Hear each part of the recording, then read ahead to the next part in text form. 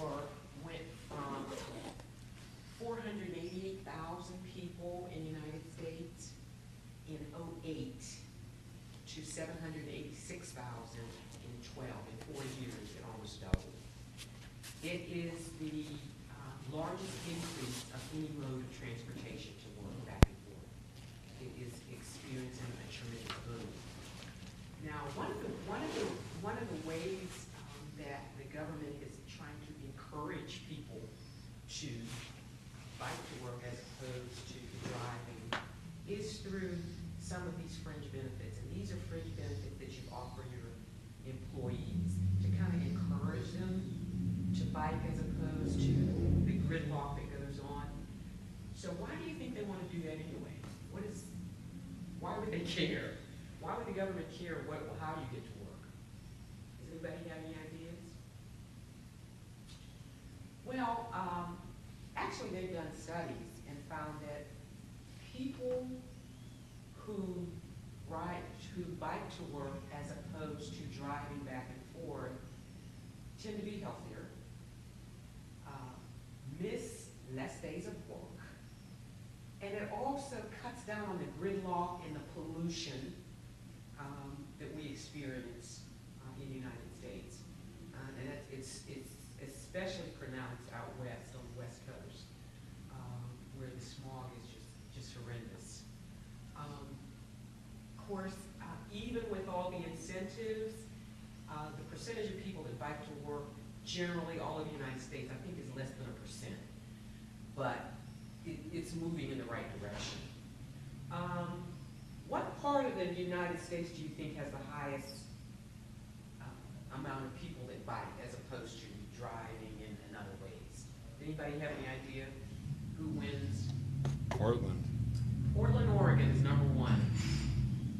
And believe it or not, I think Pittsburgh is 5. 5? No, I'm wrong. Pittsburgh is 11. Pittsburgh is number 11. Portland is number 1. So when I hear statistics like that, then it's not weather related, because Portland is not a sunny, warm place. So it has to be something else. I guess they're just more conscious of it, or they're just more health oriented or whatever. But it definitely is not weather. But anyway, this bicycle reimbursement is something. Actually, it's been around since '09. And what's so funny about it is, how many of you have ever heard of it? Anybody? Okay. It started in '09, and actually, believe it or not, it was part of the stimulus package. In '08, when Obama got in, they had the economy had basically tanked, and so he came up with a stimulus package and gave money to banks and all that sort of thing. We don't want to get into that, but part of that stimulus package was this biking law, and it was tacked on to the other parts of the law. The other parts of the law had been in effect since '92, which gave benefits to transit, like if you catch the bus, park and ride subsidies. But they never had done anything about the biking until '08, and it took effect in January 1st of '09. And one reason is because it sat it was in Congress for 7 years. I don't know why they didn't act on it, or maybe the biking lobby didn't give them enough money. I don't know, but it sat around. It was introduced, but it sat around for 7 years before it went into effect 1/1 of '09. Now, this is another one that I wanted to tell you about what actually it offers you. Yeah, what is it and what it offers? Well, the benefits there are 4 benefits. It's riding a commuter highway vehicle between employees, home and work. Now, the commuter highway vehicle, another word, carpooling, but it has to be a certain type of vehicle. You can't just get up in the morning and say, oh, I'm going to start taking my friends to work and I'm going to get this $255 subsidy. It doesn't work like that. It has to be a certain type of vehicle. It has to seat 6 people, not counting the driver, and it has to be used 80% of the time for going back and forth to work. So if you just, so 80% of your mileage has to be attributed to taking people back and forth before you can get this subsidy. So it's the commuter, so that's like carpooling. Transit pass, like bus pass, a lot of employers do that, they give you a bus pass, that's part of it. Parking right. Some people drive to a certain place, park, and then take the transit to work. Now this, if you have to pay, then that's a subsidy, that's money that your employer will give you tax-free. And then the qualified biking commuter reimbursement, which is relatively new compared to the other ones which started in 1992. So these are the ways, these are the 4 ways that you, that employees can benefit from this law. Now, but exactly what is it though? Okay.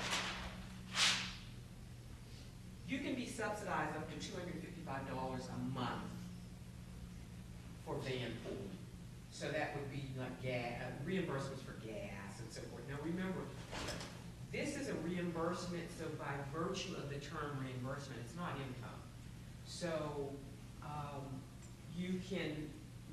what you do is you submit your receipts, your gas, your repairs, whatever. It cannot exceed $250 a month. Your employer will give you that money. But what's in it for the employer? I mean, why? Okay, they give you the $255, you show your receipts. It's not income to you, so you're better off. You're getting tax-free income. But what's in it for the employer? Just, I mean, you're still paying your salary. So, does anybody have any, what are they getting out of it, if anything? Well, they're getting, now your salary is not $30,000 a year, it's $30,000 a year minus $3,060 if you're doing the max, which is $255 a month. So in other words, the employer, they write off the $255 as an expense, and then they pay taxes, Social Security, Medicare taxes on your salary minus the $3,000 a year. So they're paying less taxes. You're getting a benefit. You're not paying any less tax. You're still getting your salary, but you're getting this money which is tax-free. So it's a win-win. It's a win-win situation. So the van pooling, $255, parking, $255. Some of the parking places charge, and that's why you can be subsidized for parking. Drive to a certain location, you park, and then you take the transit or whatever. Now these two can be combined. So you can be subsidized at $255 for van pooling and parking if you are out-of-pocket expenses, not just for the heck of it. If you're paying for parking and you're also paying for the van pooling, the gas and repairs, you can, so that would be actually $510 or so forth, or whatever. I need a calculator for everything a month. So that's ways you can just actually get money, or for any of these things, the van pooling or the parking. And also, it will allow the employee to reduce income on a pre-tax basis to cover costs.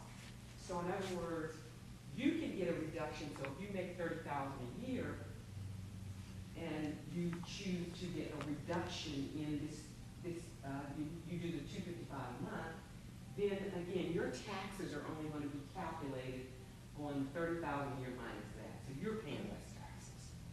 And as I said, it's allow employee to reduce income on a pre-tax basis, yes, and allow employee to reduce income to cover costs. So you're paying less in income taxes, so does the employer.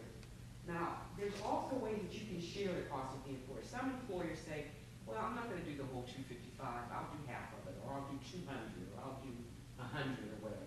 So it allows the plan to be customized by you, the employer. You can say, I don't want to do the whole thing, or I'm going to just give you the money, you show me the receipts, whatever way works for you, because they didn't want it to be a thing where it was so much to administer that it didn't even, the tax savings it wouldn't even make any sense because you have to hire somebody to administer it. So the plan really is not something that should be a lot of paperwork. You can customize it to fit whatever you want to do.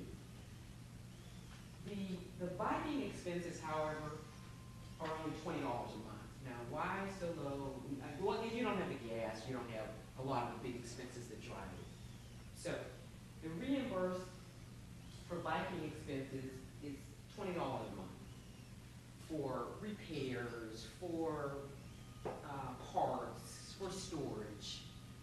However, the law reads you cannot combine biking with any of these others. They don't allow you. Case in point, say you have somebody that rides their bike to a point, park, and then gets the transit into town. Are they allowed to use both the parking and the transit and the biking expense? No, they're not. They can only, you decide. Either I'm going to use the bike or I'm going to use the other stuff.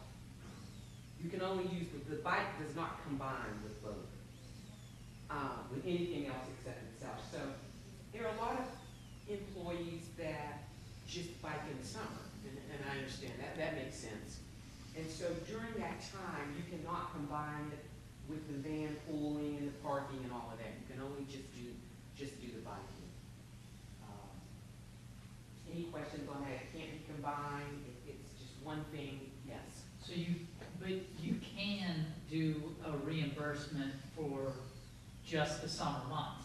Yeah. Okay. Okay. So you can. Yeah. Okay. Now, the thing about it is, too, is you have to, the way the law is written, you can't just ride your bike once a week and say, oh, I'm going to get to, no. It has to be at least 50% of the time. So some of them get away with 2. But yeah, you got to do it on a regular basis, on a monthly basis to get the reimbursement. So you have to pick the month, say, I'm going to do it June, July, and August. Yeah, Jennifer. I know we were talking about this topic, we Mhm. were bringing up the idea that if people use public transportation as part of their transportation to work plus their bike, is that, If any given month, you can only use one. okay? So, like I said, some people I've talked to, June, July, and August, they're biking. They're not combining anything. But sometimes people put their bike on the bus to help in part of their commute, so. You you're can only use saying one or the subsidy. other. Yeah, one or the other. You either use the transit one, so, yeah, you can either use the transit one, the van pooling. The van pool and the bus. You can combine those, but the biking, I don't know. Yeah, I'm trying to understand the logic there myself, but Yeah. I had a slightly different question. So I'm a 12-month commuter cyclist. So Okay. I'm on, but there are days, obviously, in January, February, where I'm not going to be biking. Right. What disqualifies you from doing it, on the months when you have, on the month when you committed to doing the 20, doing the biking. Right. And then we have 17 days out of January where it snows. Am I out of luck just because the weather was bad? Yes. Yeah, because I can ride in cold, just I can't ride in snow. Right, I agree. They say that how the law reads is the majority of the month, which I take it as 50%. You work 20 days, 10 days, you're going to have to do it. Now, if it's snowing all the time, you're out of luck. But I would say 10 days out of the month, yeah, you have to commit to that to get the reimbursement. I don't know. Okay. Now, just for some general information, okay. It's called the Qualified Transportation Fringe Benefits. Okay. Now, are these tax credits that these employers get? Or is it a tax credit? Because I just want to kind of explain the difference of how, are they credits? Is it deduction? What is it that the employer gets? They're giving you $255. They're writing it off as an expense on their taxes. That's an expense to my employee, plus your salary and all, okay. So this $255, they're right, is that a credit? Or is that a, what is it? Just so you'll understand how the law works. It's not really a credit, it's a deduction. A credit is dollar for dollar. If it was a credit, then the employer would lower his taxes by $255. A credit is dollar for dollar. A deduction is just a reduction in the amount of tax you pay because the income is lower. So a credit is dollar for dollar. These are not credits. They are deductions, and so it increases his expenses, the employer's expenses, and so therefore by the increase of expenses, his income will go down and therefore his tax will go down. So they're not really credits. For the employee, it really doesn't even have to show up on your tax return at all. It's, you submit the receipts, you get the $255 or the $20 or whatever, and you're fine. It doesn't show up because it's a reimbursement for money that you've already spent. So it's not a taxable event. It doesn't show up at all. It won't show up. Must the plan be in writing? Do you have to put it in writing and have somebody administer it and all that? Or this plan, which the reason is to promote a more healthy environment, is somebody from the Department of Interior going to come in and say, all right, you're getting this, let me look at your plan, let me see what you're doing. Is it right? Or does it have to be in writing, do you think? No, it doesn't. Actually, it does not. No, it does not have to be in writing. And I think they did that because they want to kind of streamline it. They don't want all this paperwork that would discourage people from doing it. So it does not have to be in writing. Are car pools eligible? I kind of hit on it, but I didn't really go into it. Can you, as I said, wake up in the morning, say I'm going to get a couple of my buddies, we're going to start driving to work, we're going to split the costs, and we're going to put in our receipts. And can you do that on your own and be part of this qualified transportation fringe benefit program? No, you can't. It has to be the van pools which the van pools have to be used 80% or more for transportation back and forth to work. And also it has to seat 11 adults, six adults, not counting the driver. So it has to be a bigger type of vehicle, and it has to be used 80% for transportation back and forth, not taking the kids to soccer and all of that. Can expenses be carried over? Let's just say for the biking, I go to Baker Supply, spend $40 in December. Can I get the 20, but what about the other 20? Can I carry it over to January, or am I out of luck, or should I just wait until January to spend the extra 20? Well, can you, because you only get $20 for the biking, $20 a month, but some of those can be expensive. So can you carry it over to January, or should you just not spend it then? Any ideas? Actually, you can. In the research, I didn't see where that was disallowed. Actually, I did not. Where you could go into a biking store and see something, hey, I want to get that. It's more than 20. I see no reason. Usually, this plan really is kind of customized. And so if you have somebody write up, it doesn't have to be in writing. If I was an employer, I would just have a little simple one-page thing, just to keep everybody on the same page, to let everybody know. But you can allow that. If it was in writing, yeah, you can allow people to carry over. So that would mean that in January, you couldn't get a reimbursement, but in February, you'd be good to go because you spent the $20 a month. The plan, if you are an employer, now, one thing, are all employers allowed to do it, or do they have stipulations as to, okay, I have a business, I'm a sole proprietor, but I'm a consultant, but I do hire people to work with me as consultants or W-2 or whatever we decide on. So can I offer that to my employees as a sole proprietor? And does this plan allow me to do that? Doesn't matter what size the employer is. Not size. How many employees he has. No, it doesn't matter. Doesn't matter.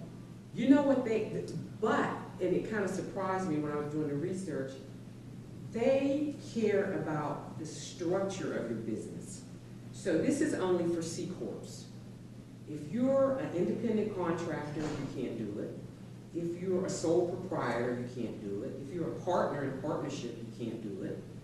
And if you're an S Corp owner, you can't do it. If you have an S Corp. Why? I don't know why they did that, because anybody can hire anybody. I mean, you don't even have to be incorporated. Anybody can call you, hey, I want to hire you, I'm going to give you so much an hour, and give them a W-2 and you're good. But this was only developed for C Corps, and normally it's your larger corporations. However, you can be a C Corp and be one person. I know I work for people like that. They're a C Corp. They structured as a C Corp and they're one person. They own all the stock, they own all the assets, they do all that. So yeah, for some reason, the way Congress wrote this up, you have to be a C Corp in order to take advantage of this qualified transportation reimbursement. Very simple. Now this is, when I saw this form, if you wanted to do it as a C Corp employer, this is something real simple that I thought this works. January, this is just bicycling with a moderate effort, 12 to 14 miles per hour for 1 hour will burn 560 calories for a 155-pound adult, and 690 calories for a 190-pound adult. That's what it has. It says, I, Joe Schmo, pledge that I regularly use my bike for a substantial portion of the travel between my residence and place of employment according to the standards adopted by my employer. Attach any bank receipts and turn it in. And every month they have one of these. This is January, and you put your name, you turn it in, and you get reimbursed. You know, simple. You don't want to be pouring over this stuff. Now they have a form that the U.S. Department of Interior came up with for the whole year, which depending on how big you are, you might want to just do this. And it's January, February, March. These are all the months. And I certified that I rode my bike to and from work a minimum of 50%. And your name, social security number, monthly certification, you attach your receipts, and that's good to do. So this plan can be done. It promotes health. It cuts down on the gridlock, supposedly, if enough people take advantage of it. And it says that as employees call off less, because a lot of people lose weight doing this kind of stuff. And so a lot of times with health, weight is what makes things harder for you when you're overweight. It causes a lot of diseases. Okay, now I have. Where do you think Pittsburgh? I was looking at, and I discussed it a little bit before, but they took 60 of the largest cities in the United States in 2014, and they ranked the largest city in terms of biking, and where Pittsburgh came in, and also they took biking and walking to see where Pittsburgh came in. But anyway, the #1 city in the United States for biking, and this gentleman over here, you got it right in the beginning. Anybody have any idea? And don't cheat, because you probably heard it say Pittsburgh comes in. Pardon me? Where Pittsburgh comes in? No. What city in the United States has the most bikers per capita? I don't think we did. I think we're up there, but. Okay. The #1 city is Portland, Oregon. Then Minneapolis, San Francisco, Washington DC, Seattle, Oakland, Tucson, New Orleans, Denver, Boston, Pittsburgh's number 11. Right. I was surprised myself. Now, one thing this list told me is it doesn't have anything to do with weather, because Minneapolis, number 2, is cold. Portland is a lot of rain. San Francisco, Boston's number 10. Come on, I mean, so. But one thing it did show me is a lot of these cities that are very expensive, like San Francisco, a lot of people don't have it. They can't afford a car, so they bike. Because San Francisco's hilly too. I'm saying, wow. But here is too. So, but a lot of your very expensive cities are on here. The biking, Boston, DC. Don't they have motorbikes? Bikes that have a little motor Yes, going out? but it wouldn't qualify. It wouldn't It has to be qualify. non-motorized because they're trying to cut down on the fossil fuels. But, and Honolulu is behind Pittsburgh, and it's 80 degrees all the time. It's just like, okay. So it's not weather, it's just, I guess, consciousness or whatever. Now, if you take walking and biking, where does Pittsburgh, in terms of the top 60 cities that both walk and bike, if you combine it, where would Pittsburgh? Yeah, they're number 5. We're number 5 in the country for walking and or biking. And number 1 is DC, but again, that has to do with can't afford, it's so expensive down here, Yes, it is. Washington, Boston, San Francisco, Seattle, and Pittsburgh is 5 for walking and or biking. I don't bike, but I sure walk, because it's just right here, so Okay. Any questions on any of this material? Well, we came in last, I have a question. Okay. Is the overall thing that an employer will get a tax credit if their employees bike, and the employees get an entitlement of $20 a month for it? Yeah. Is that what this is? Right, but it's, okay, we don't want to use credit because there's a difference. It's now the employer writes off that it's $3,060 a year if up to, so it's a deduction, it's not really a credit. A credit is dollar for dollar. Okay. Yeah, so if you have 10 employees and they do it to the max, then you as an employer, you're writing off 30 grand a year. And the employee gets $20 reimbursed a month. And it's not taxable, and it doesn't show up on the taxes at all. No. So it's a win-win, and it really encourages, not enough to me because it's still good law. It's supposed to encourage people to use your bike. What's it called? Transportation fringe? Yeah, it's a qualified transportation fringe benefit. And it's a form? It's really a law, it's qualified transportation fringe benefits Okay. is what it is. And it was, as I was saying before you came in a little late, we were talking about it was tapped on to the stimulus package in 08, and they tapped the biking on, but the carpooling in it had already been there, but the biking finally got in there, and I expect them to raise that $20. I mean, that's, to me, it helps, but it's kind of low, because it includes not only parts and repairs, it includes storage. So that, let's say, in January, February, March, it's too cold, and you put it in storage, well, and then you get it out in May and June and all of that, you have receipts that here's my storage, so you can get reimbursed for some of those storage expenses. So I think it's good, but it's nowhere near, in Europe, my God, I think there are more bikes. When I was in Amsterdam, I said, where are the cars? You just saw bikes. I mean, just, and it's a more healthy environment. People walk a lot too here. It's healthy.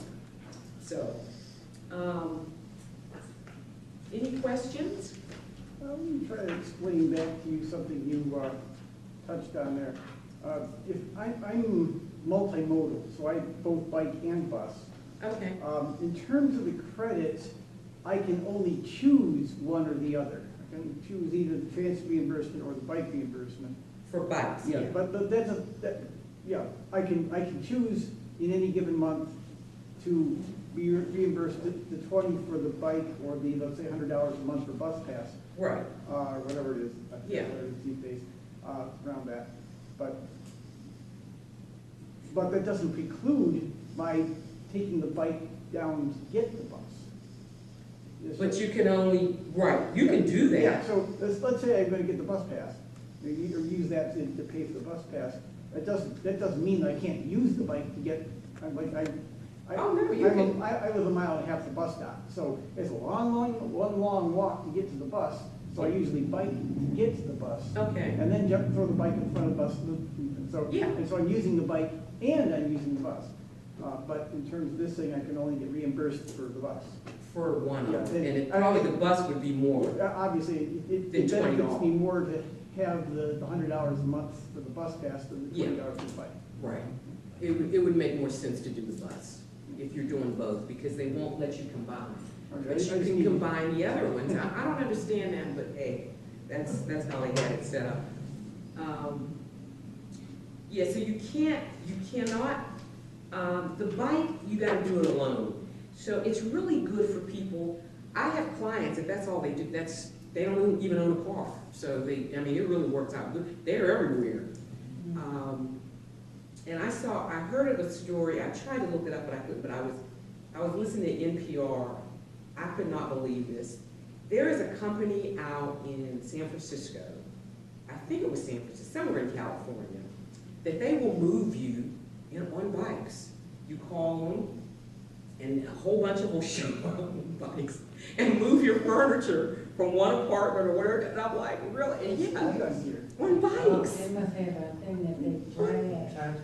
Or, I don't know, there was like 7 or 8 of them, let's say, I knew that. But of course it was radio, so I couldn't see what was going on. But it was the most fascinating. I said, no, and they would say, well, why do you do that? They said, well, we don't like the smog and pollution, and we want to encourage, I don't know what they charge or whatever, but yeah, that's their niche in the market.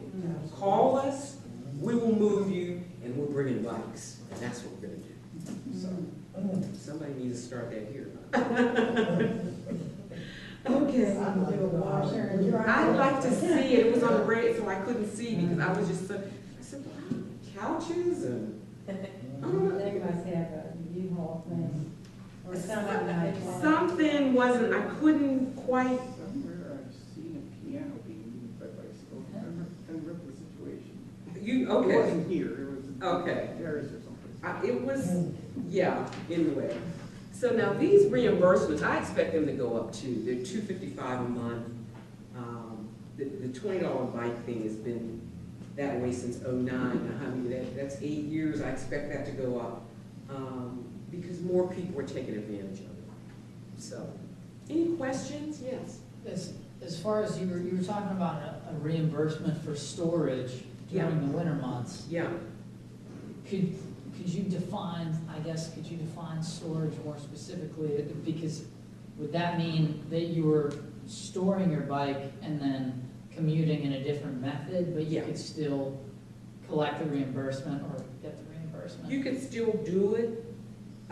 Say you store it January, February, March, and then you're using the transit thing, the carpool, or whatever. So Okay. that's fine. So you can take. So when you get it out in April, then you have these receipts from storage. Now, I don't know too many people that pay for storage, but it was in the materials. They said some Right. people do. So you could use that, or you could use it for parts repairs, whatever. I see. Yeah, whatever. I can think of a paid storage thing, but it's not over winter. There's down on 7th Street downtown, there's basically, it used to be an old storage container, and they painted it green and set it up with bike racks inside. And there's 3 bike racks outside, but there's this paid area that you need a key to actually get to the bike rack. Oh, okay. And that might be what they're talking about. That But might be. it's year round, not just over winter. Right, yeah. that makes sense. Anything, Jennifer, you want to introduce bankers? And Yeah, can I say the whole thing? Yeah.